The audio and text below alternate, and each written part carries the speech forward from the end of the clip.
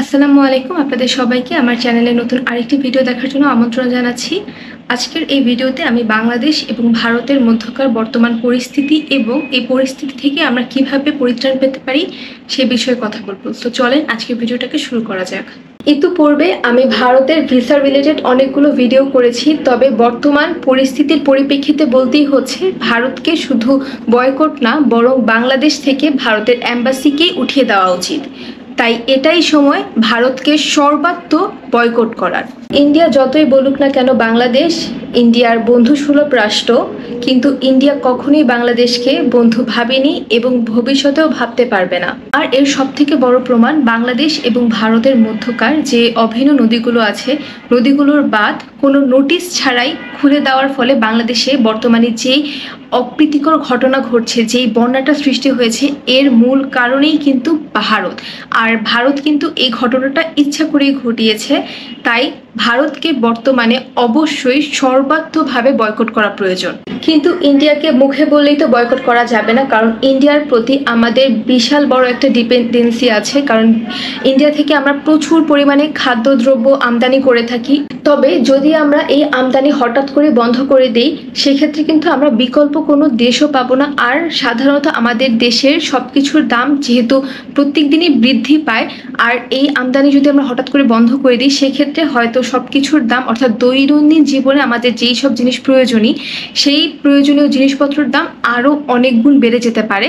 তাই চলেন কথা বলি এই সব ব্যাপারে আমরা কি করতে পারি, অর্থাৎ ভারতকে বয়কট করার ক্ষেত্রে আমরা কি কি পদক্ষেপ গ্রহণ করতে পারি। প্রথমেই আসবে ভারত এবং বাংলাদেশের মধ্যকার অভিন্ন নদীগুলো।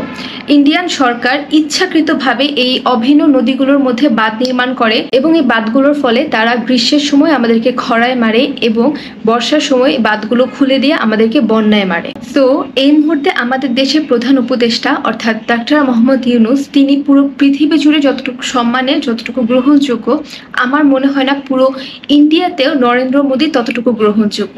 তাই আমার মতে তার উচিত তার সকল উপদেষ্টাদের নিয়ে আন্তর্জাতিক আদালতে সকল যুক্তি প্রমাণ সহ একটি কেস ফাইল করা, যার মাধ্যমে আমরা আমাদের প্রাপ্য পানিটুকু পেতে পারি। ইন্টারন্যাশনাল রিভার কমিশনে নিয়ে যেতে পারি আমাদের ন্যায্য পানির দাবি আদায়ের জন্য। তাতে করে কি হবে, গ্রীষ্মকালে আমরা ন্যায্য পানিটা পাই, এতে নদীর প্রবাহ এবং নদীতে যে চরটা পড়ে সেটা পড়বে না। তাতে বর্ষার সময় যদি পানির প্রবাহ বেশি হলে আমাদের যদি বন্যাও সৃষ্টি হয়, তবেও সেই বন্যার পরিমাণটা কিন্তু কমে যাবে। এবার আসেন খাদ্যদ্রব্য নিয়ে দেখি আমরা ভারত থেকে কী কী জিনিস আমদানি করি এবং এর বিকল্প দেশগুলো কি কি।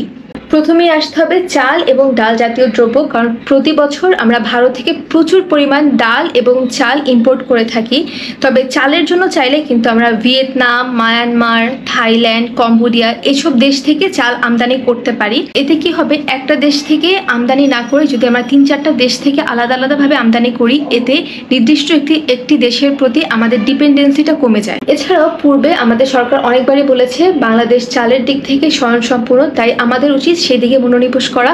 আর ডালের কথা বলতে গেলে আমরা কিন্তু চাইলেই পাকিস্তান থেকে ডাল আমদানি করতে পারি। এবার চলুন দেখি আমাদের সব থেকে ইম্পর্টেন্ট এবং সব থেকে বড় যে জিনিসটা আমরা ইন্ডিয়া থেকে আমদানি করে থাকি, সেটা হচ্ছে পেঁয়াজ এবং রসুন, যেটা কিনা পচনশীল এবং এটা আমাদের বহুল ব্যবহৃত একটি পণ্য। পেঁয়াজ আমরা চাইলে পাকিস্তান থেকে, মিয়ানমার থেকে, ইজিপ্ট থেকে, চায়না থেকে আমদানি করতে পারি। এতে করে হয়তো পেঁয়াজের মূল্যটা বেশ বেড়ে যেতে পারে।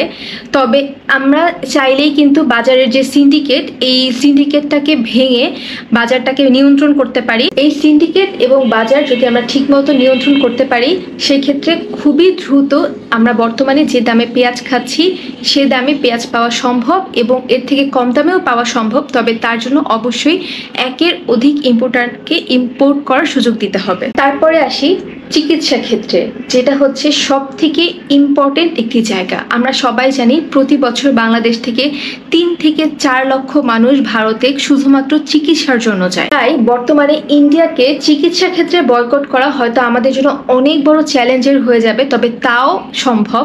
চলেন দেখি কিভাবে আমরা চিকিৎসা ক্ষেত্রে ইন্ডিয়াকে বয়কট করতে পারি। ইন্ডিয়াকে বয়কট করলে আমাদের সব থেকে সুবিধা যেটা হবে, সেটা হবে আমাদের চিকিৎসার পুরো সেক্টরটা যেটা ভেঙে পড়েছে সেটা হয়তো আস্তে আস্তে রিকভার হবে।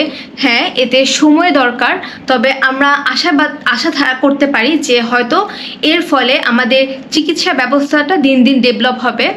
তবে এর বিকল্প হিসেবে আমরা হয়তো চায়না যেতে পারি। সেই ক্ষেত্রে সরকার পক্ষ যদি চায়না এম্বাসির সাথে ভালোভাবে নেগোসিয়েশন করে সেক্ষেত্রে হয়তো বা চায়না আমাদেরকে এই সেক্টরে অনেক বড় একটা সাহায্য করতে পারে।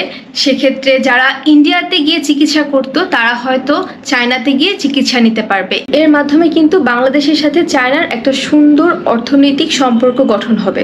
এবার আসি অন্যান্য আমদানির ক্ষেত্রে, যেমন ইন্ডিয়া থেকে আমরা বিভিন্ন ধরনের কসমেটিক্স, গবাদি পশু এসব কিন্তু আমদানি করে থাকি। এটা কিন্তু খুব ইজিলি আমরা চাইলেই এই আমদানিটা বন্ধ করতে পারি। এতে আমাদের অনেক বেশি এফোর্ট দেওয়ারও প্রয়োজন নেই। আমরা যদি স্থায়ীভাবে আমাদের যে গবাদি পশু আছে সেটা লালন পালন বাড়িয়ে দিই এবং কসমেটিক্সের ব্যাপারে যদি বলা হয় সেক্ষেত্রে আমরা যদি আমাদের দেশীয় প্রোডাক্ট, যেগুলো দেশে উৎপাদিত হয় যেই প্রোডাক্টগুলো, সেগুলো ব্যবহার করি, সেক্ষেত্রে কিন্তু আমরা খুব ইজিলি এইসব ক্ষেত্রে ইন্ডিয়াকে বয়কট করতে পারবো। এর মাধ্যমে সর্বোপরি আমরা নিজেদের মধ্যে ঐক্যবদ্ধতা এবং জাতীয়তা বোধ সৃষ্টি করতে পারবো, যার মাধ্যমে আমরা পুরো পৃথিবীর মধ্যে মাথা উঁচু করে বাঙালি হিসেবে দাঁড়াতে পারবো। এর মাধ্যমে দুইটা সুবিধা হবে, সারা বাংলাদেশের মানুষের মধ্যে একটা জাতীয়তা বোধ তৈরি হবে যে আমরা এককভাবে একটা দেশকে বয়কট করতে পারি। সেই ক্ষেত্রে আমরা যে কোনো দেশকেই এককভাবে বয়কট করতে পারবো ভবিষ্যতে যদি প্রয়োজন হয়। সেক্ষেত্রে